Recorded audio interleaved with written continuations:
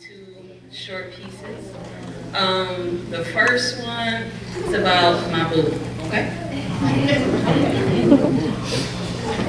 The first time I met him, I knew I was in love.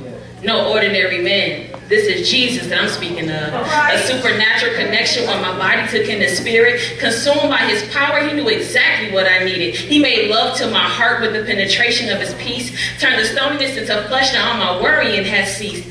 I'm high off this man, y'all, and I can't let him go. I want to keep him to myself, but I had to let the world know about a man that said he would die for me and meant it. His life was the cost of my salvation, and he spent it. He paid the price for me to be free, no longer bound and chained. I freely gave up my old life for this new one I have gained. No ring on my finger, but he married me with the cross. He said I do when he died, now my sins have been tossed into the sea of forgetfulness that day I took that vow. To only live for him and show all the others how. To walk away from pretenders and get with the real boss. The one who's fought all my battles and never suffered a loss. He's with me everywhere I go, all night and all day, whispering to my soul as he guides me on my way, protecting me from the weapons that my enemies are throwing. Not only is he strong, but my man is all-knowing.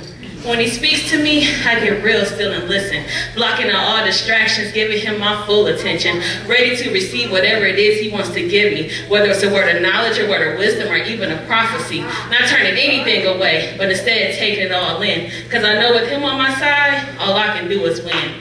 Now, I won't be selfish, even though I want to. So if your heart desires my man, I guess I can share him with you. Wow.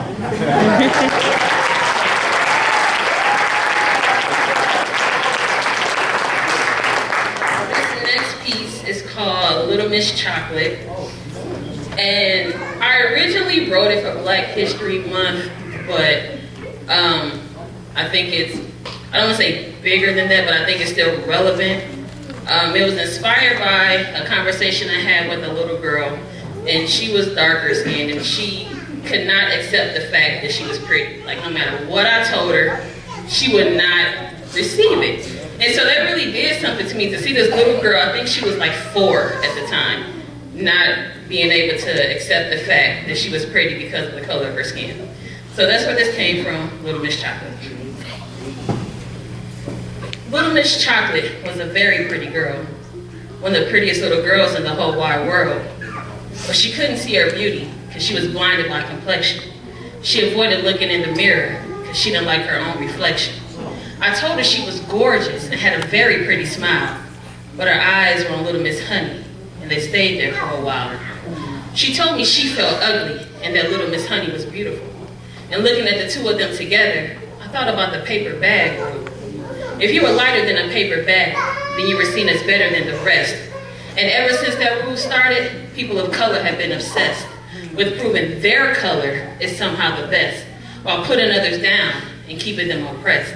I would have thought by now we could have somehow progressed, but as time goes on, it's just becoming more and more of a contest. Light skin versus dark skin has become a major competition. We're battling with each other so much and we're giving our enemies ammunition.